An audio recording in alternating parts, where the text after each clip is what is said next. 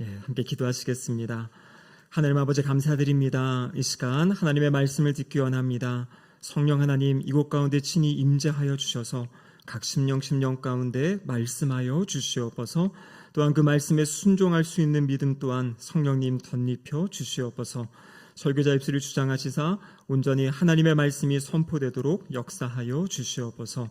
예수님의 이름으로 기도드립니다. 아멘. 한 주간 잘 지내셨습니까? 하나님의 은혜가 우리 성도님들의 삶의 자리에 언제나 가득하시기를 축복합니다. 2010년에 전 세계를 감동시킨 장면이 있었습니다. 칠레의 산호세라는 곳에 이 구리 광산이 있었는데요. 그 광산이 붕괴가 되었습니다.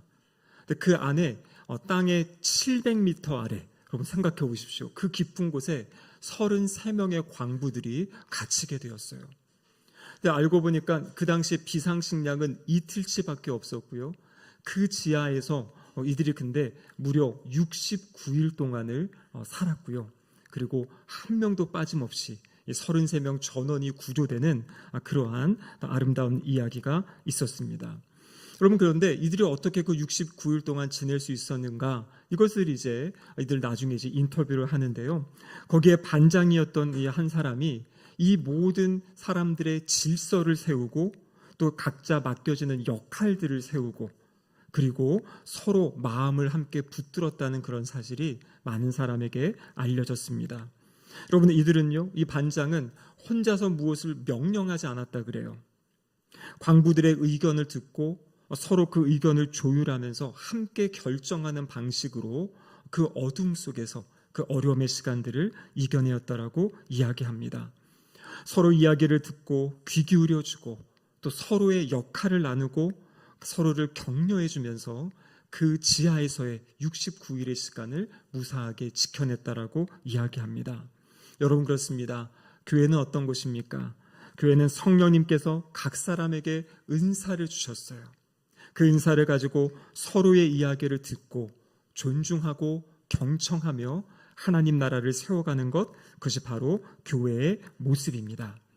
그런데 오늘 본문이 나와 있는 이 고린도 교회는 이러한 하나님이 기대하시는 모습을 조금 잃어버린 그런 상황이었습니다.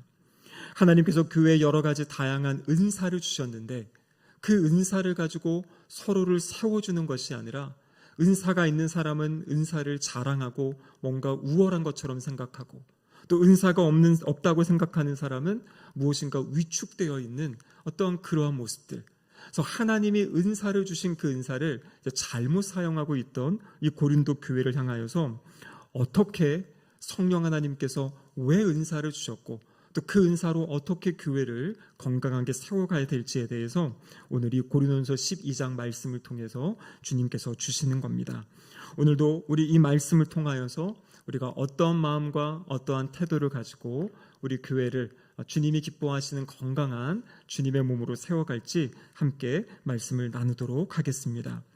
여러분, 첫 번째로는요, 성령님께서는 예수님을 주님이라고 고백하게 하심으로 우리 교회를 세워가십니다. 오늘 본문 1절에 보면 이렇게 되어 있죠. 형제들아, 신령한 것에 대하여 나는 너희가 알지 못하기를 원하지 아니하노니. 무엇을 이야기하는 겁니까? 바로 고린도 교회가 신령한 것을 바로 잘 알기를 원한다, 이렇게 이야기하는 거죠. 여러분, 교회는 신령한 공동체입니다. 영적인 공동체입니다. 그렇기 때문에 우리의 이성의 범위를 뛰어넘는 그러한 하나님의 역사하심이 교회 안에는 분명히 있다라는 것이에요. 그런데 이 고린도 교회는 이제 그러한 역사들 참 많이 나타나는 교회였는데 잘 분별하지 못했던 상황. 그래서 바울 사도는 바로 이 교회가 신령한 것, 영적인 것을 바로 알기를 원한다, 이렇게 시작을 합니다. 사실 오늘 본문 이 12장 1절부터 이어지는 13장, 14장까지가 바로 교회 안에 있는 그 신령한 은사들이 무엇이고 또 그 은사들을 어떻게 사용해야 되는지를 가르쳐 주시는 말씀입니다. 오늘 본문 2절에 보면 이렇게 되어 있죠. 너희도 알거니와 너희가 이방인으로 있을 때 말 못하는 우상에게 끄는 대로 그대로 끌려갔느니라. 주님 믿기 전의 모습을 이야기하고 있습니다.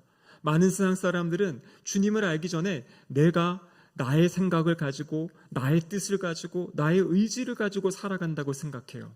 오늘 본문은 무엇을 이야기합니까? 그렇지 않아요. 많은 사람들은 말 못하는 우상, 그 우상에게 끌려다니는 삶을 살아가고 있는 것입니다. 거짓 신들에게, 거짓 영성, 세상의 힘에 자신을 끌려가고 내어맡기는 수동적인 삶을 살아가고 있는 모습을 이야기하고 있습니다. 여러분, 그런데 주님을 믿는 사람들은 어떤 모습인가? 오늘 본문 3절에 이렇게 기록하고 있죠. 그러므로 내가 너희에게 알리노니 하나님의 영으로 말하는 자는 누구든지 예수를 저주할 자라 하지 아니하고 또 성령으로 아니하고는 누구든지 예수를 주시라 할 수 없느니라. 성령님이 우리에게 하시는 가장 큰 중요한 사역은 무엇이냐면 우리가 바로 우리의 입술로 예수를 주님이라고 고백하게 하는 그 역사입니다. 여러분, 여기 계신 우리 대부분의 성도님들 아직 주님을 잘 알지 못하는 분도 계시고 또 교회에 처음 나오신 분도 계실 줄 압니다. 하지만 여러분, 우리가 복음의 메시지를 듣고 예수님이 나의 구세주시고 주님이십니다 라는 것을 믿음으로 고백할 수 있는 이유는 무엇이냐면 오늘 본문에 근거하면 성령 하나님께서 우리에게 역사하셨기 때문입니다. 여러분, 이 땅에 있는 가장 큰 성령의 역사, 여러분 가장 큰 기적이 무엇입니까? 병고침 받는 것이 기적일 수도 있습니다. 또 다양한 어떤 영적인 은사들이 나타나는 것이 기적일 수 있어요. 하지만 여러분, 가장 큰 기적은 무엇이냐면 주님을 알지 못하고 하나님께 반역하며 살던 사람들이 복음의 메시지를 듣고 그 복음을 믿고 예수님을 영접해서 하나님의 자녀가 되는 역사인 줄로 믿습니다. 그럼 그렇기 때문에 교회는 어떤 공동체입니까? 바로 그 예수 그리스도를 구세주와 주님으로 믿고 고백하는 공동체. 그럼 근데 그 고백을 누가 주시는 겁니까? 성령 하나님께서 우리에게 주셨다라는 것입니다.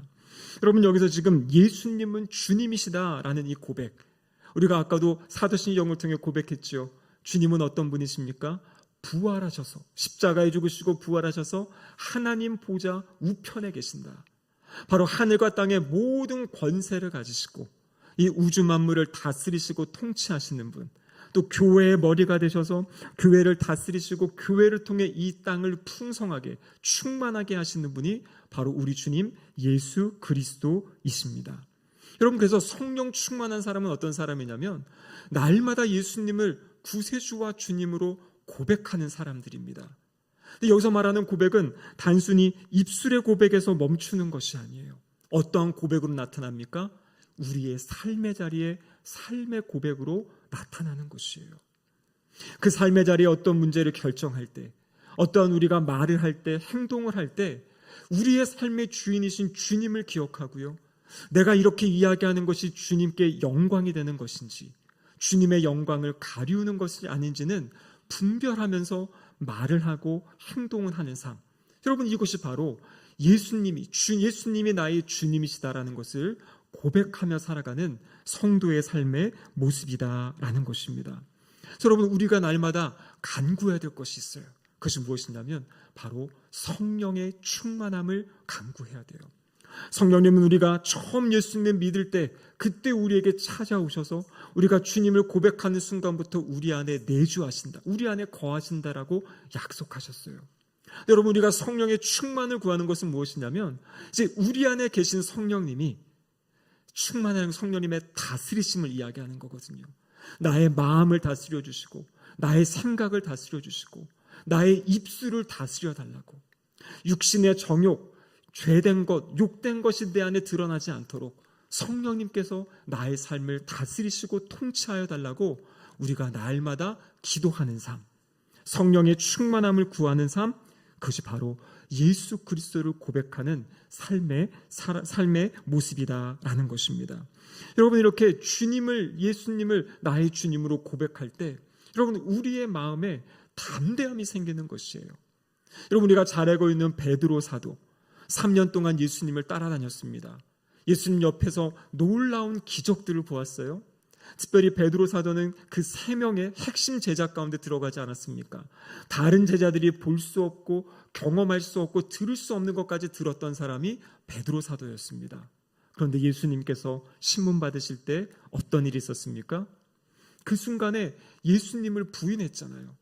어떤 부인입니까? 거기 있던 여자 종이 베드로에게 너도 저 예수와 같은 무리가 아니냐라고 이야기할 때 그때 내가 예수님과 함께한 사람이다라고 이야기하지 못하고 나는 저 사람을 모른다라고 부인했던 사람이에요.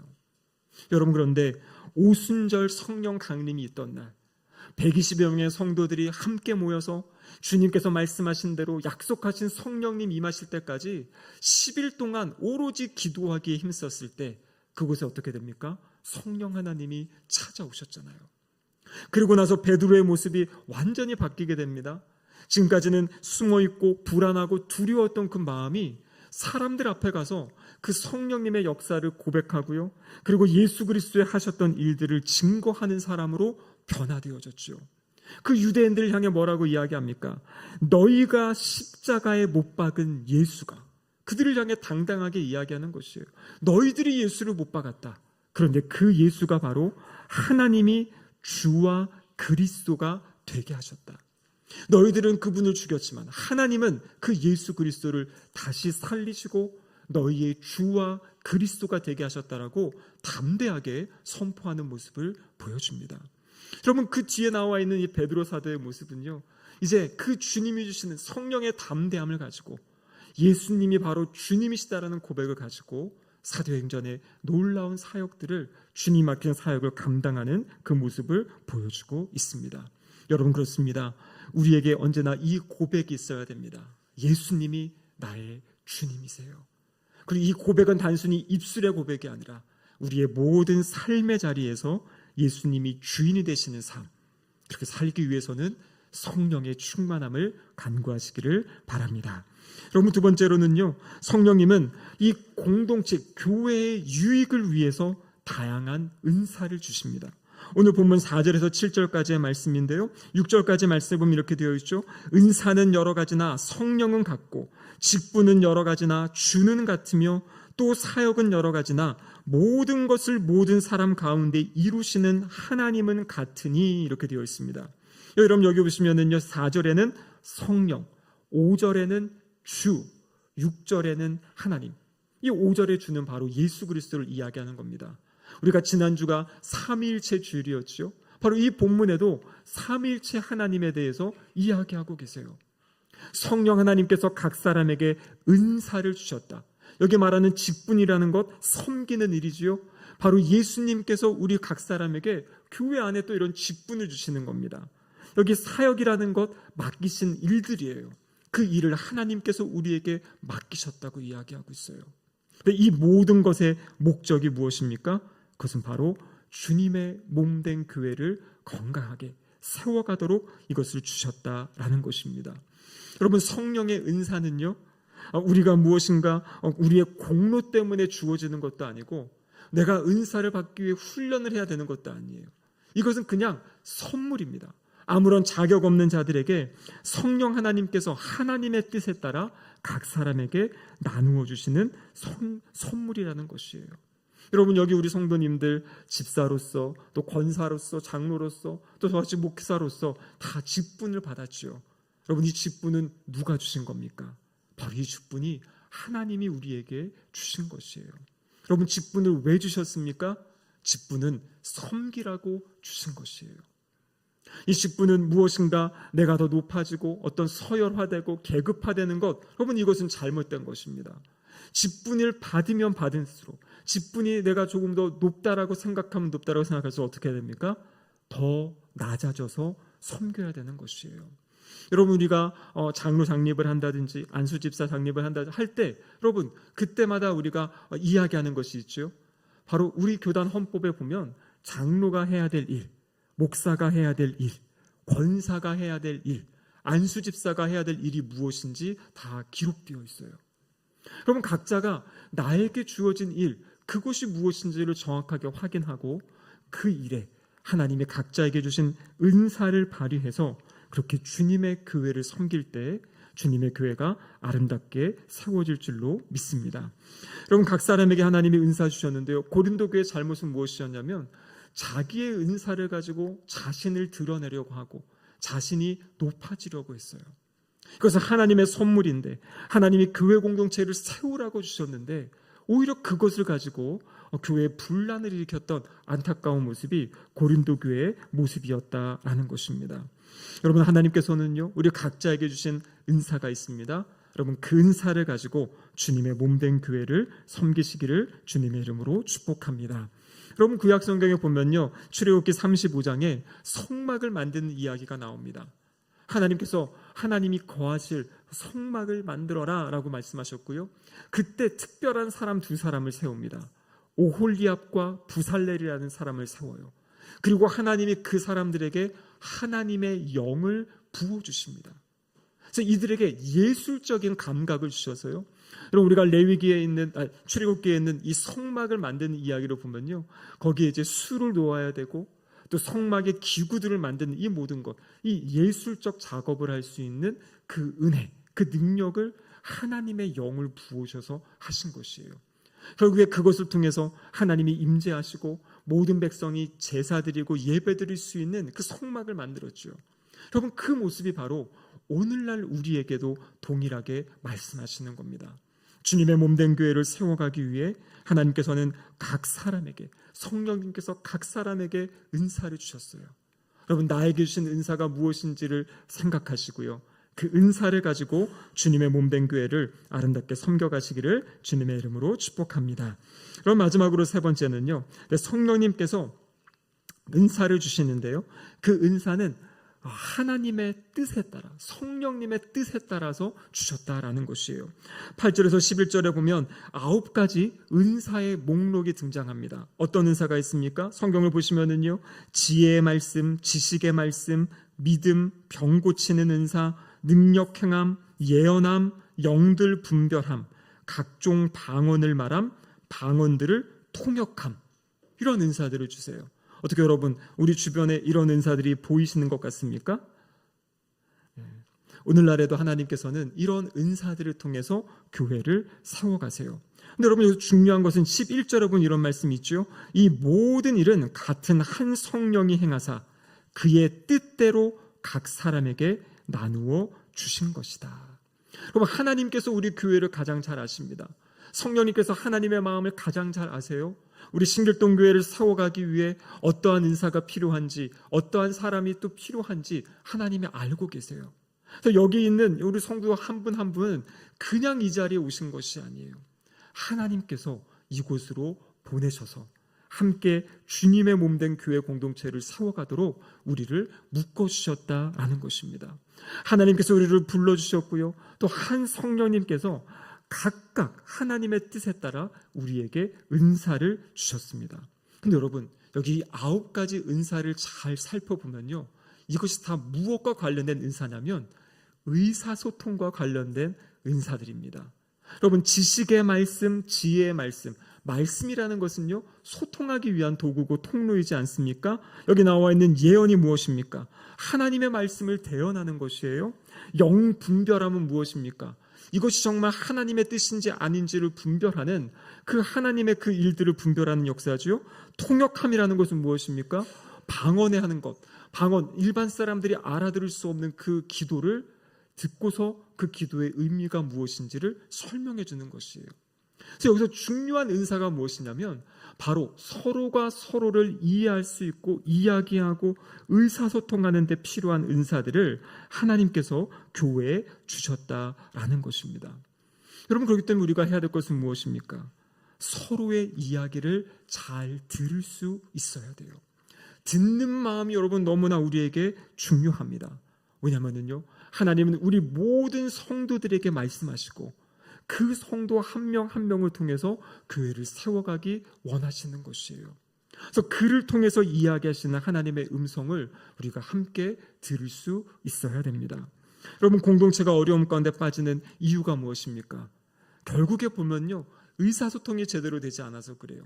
때로는 잘못된 정보가 전해지기도 하고요, 나는 이 얘기를 했는데 상대방은 또 다르게 알아듣기도 하고요, 여기에는 어떤 우리의 선입견이, 또 우리의 어떤 생각들, 이것들이 또 반영이 되어가지고 중간에 말이 틀어지기도 하고, 그럼 그런 것 때문에 어떻게 보면 나중에 보면요, 큰 문제가 아니었는데 이게 지나다 보면 큰 문제로 발생하는 모습들을 보게 됩니다. 그래서 야고보서 1장 19절에도 우리를 향해서 이렇게 말씀하고 계세요. 같이 한번 읽어보겠습니다. 내 사랑하는 형제들아 너희가 알지니 사람마다 듣기는 속히 하고 말하기는 더디하며 성내기도 더디하라. 여러분, 듣기를 속히 하라는 것은 무엇입니까? 잘 집중해서 듣는 데 집중하라는 것이에요. 먼저 내가 뭘 말할지 혼자 막 생각하고 있다가 상대방은 말해도 듣지도 않고 내 이야기만 뿜어내면, 여러분, 이러면은 공동체가 하나가 될 수가 없어요. 상대방이 무슨 이야기를 하는지 잘 듣고, 그리고 내 생각과 내 마음을 거기서 잘 생각해서 이야기하라는 것입니다. 그래서 듣기는 속히 하고 말하기는 더디해라. 성내기도 더디해라. 그것을 우리에게 말씀하고 계신 거죠. 여러분, 사도행전 15장에 보면 초대교회에 커다란 문제가 하나 발생했습니다. 그것은 무엇이냐면 이 선교 사역을 다녀온 이 바나바와 바울과 이제 이방인들이 우리 율법을 어떻게 지켜야 될 것인가에 대한 이러한 문제가 크게 대두가 된 것이에요. 어떤 사람은 복음 때문에 이제 더 이상 율법이 필요 없다 이야기하는 사람도 있고, 아니다, 그래도 우리가 유대인으로서 지켜야 될 것들이 있지 않냐라고 하면서 교회 안에 그러한 이제 문제가 발생하게 된 거죠. 갈등이 생기게 된 것입니다. 그럼 근데 그때 바로 이 예루살렘 교회의 모습을 성경에서 우리에게 보여주고 있습니다. 어떻게 이 문제를 풀어가냐면요, 사도행전 15장 12절에 보면 이렇게 기록되어 있습니다. 같이 한번 읽어보죠. 온 무리가 가만히 있어 바나바와 바울이 하나님께서 자기들로 말미암아 이방인 중에서 행하신 표적과 기사에 관하여 말하는 것을 듣더니, 여러분, 출발이 무엇입니까? 잠잠하게 도대체 하나님이 일단 바울과 바나바를 통해서 무슨 일을 행했는지 이 교회가 듣는 것이에요. 그리고 나중에 보면 다 들은 것을 가지고 그 당시 예루살렘 교회의 최고 지도자였던 야고보 사도가 마지막에 그 모든 것을 정리하는 모습을 보여줍니다. 그래서 중요한 것은 듣는 것이에요. 듣는 것입니다. 그래서 의사소통이 일어나는 것이에요. 여러분, 창세기 11장에 보면 어떤 사건이 있습니까? 사람들이 교만해져 가지고요, 바벨탑을 쌓으려고 그래요. 그럼 그 탑을 쌓으려 할 때 교만해서 우리가 저 하늘까지 올라가자, 땅 위에 우리의 이름을 내자, 막 교만에 차 올라가죠. 그때 하나님이 그 바벨탑을 멈추시는데 그 방법이 무엇이었습니까?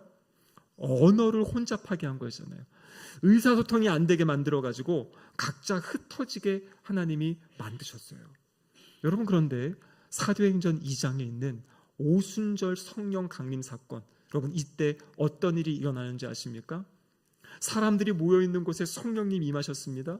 그러면서 각기 다른 방언을 말했다. 여기 2장의 방언은 어떤 방언이냐면 다른 언어예요. 그러니까 외국어입니다. 그 자리에서 다 다양한 외국어로 막 이야기를 했어요. 그런데 그 주변에 있던 각 국에서 온 사람들이 그 이야기를 동시에 알아들어요. 근데 그 이야기가 어떤 이야기였냐면 하나님이 하신 일을 찬양하는 것이에요. 오늘로 이야기하면 어떤 사람은 갑자기 막 영어를 하고 중국어를 하고 독일어를 하고 일본어를 하고 막 하는데 그 동일한 내용이 무엇이냐면 각 사람에게 다 들려지는데 하나님이 하신 일을 이야기하는 것이에요. 하나님이 흩으셨던 그 언어, 소통하지 못했던 그 사람들의 마음들을 성령님이 성령님이 찾아오셔서 이제는 서로 이야기하고 서로 듣고 알아들을 수 있는 은혜의 역사를 허락하셨다라는 것입니다. 여러분, 그렇기 때문에 성령님의 역사, 성령님은 교회를 어떻게 세워가시는가?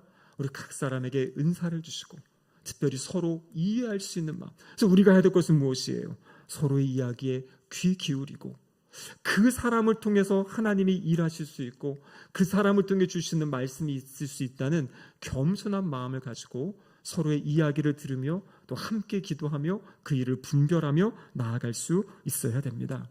여러분, 교회가 건강하게 세워지는 것이 소중합니다. 교회 안에서 헌신하고 수고하는 것이 중요합니다. 왜냐하면요, 그것을 통해서 주님이 교회를 통해 하나님 나라의 일을 행하시기 때문이에요. 또 한 가지는 무엇이냐면 교회에서 그렇게 준비되어지고 훈련되어지고 인격적으로 성품적으로 다듬어지면요, 그 모습을 가지고 우리의 가정에서, 우리의 학교에서, 우리의 직장에서, 일터에서 살아가게 되는 것이에요. 그래서 신앙생활을 말씀 안에 바르게 잘 하게 되면 우리의 인격이 주님을 닮아가게 되고요, 결국에 그 모습으로 세상에 나가 살아가서 그 모습으로 복음을 증거하고 하나님 맡기신 귀한 일들을 감당할 수 있는 존귀한 사람들이 된다라는 것입니다. 여러분, 교회를 소중히 여기고 교회를 세워가는 것은 교회를 위한 것일 뿐만 아니라 우리의 모든 삶의 자리에 주님을 드러내며 증거하는 복된 사람들로 우리가 변화되어지는 믿음의 과정인 줄로 믿습니다. 그래서 오늘 주신 말씀처럼 주님의 교회가 한 몸이 되고 한 뜻이 되어, 그럼 결국에 무엇해야 됩니까? 하나님 맡기신 사명을 감당해야 되는 것이죠. 우리의 몸만 건강하게 세우는 것이 목적이 아닙니다. 건강해졌으면 어떻게 해야 됩니까? 맡기신 사명을 감당해야 돼요. 그래서 온 교회가 성령님 주신 은사 가운데 하나가 되고 한 몸이 되고 한 뜻이 되어서 주님 우리에게 맡기신 이 신길동 교회를 섬기는 귀한 사역들, 또 열방을 섬기는 귀한 사역에 우리 신길동 교회가 함께하는 복된 교회가 되기를 주님의 이름으로 축복합니다. 아멘. 기도하시겠습니다. 하나님 아버지 감사드립니다. 성령 충만함 가운데 예수님을 주님으로 모시고 교회를 한 몸으로 세워가는 우리 모두가 되게 하여 주시옵소서. 예수님의 이름으로 기도드립니다. 아멘.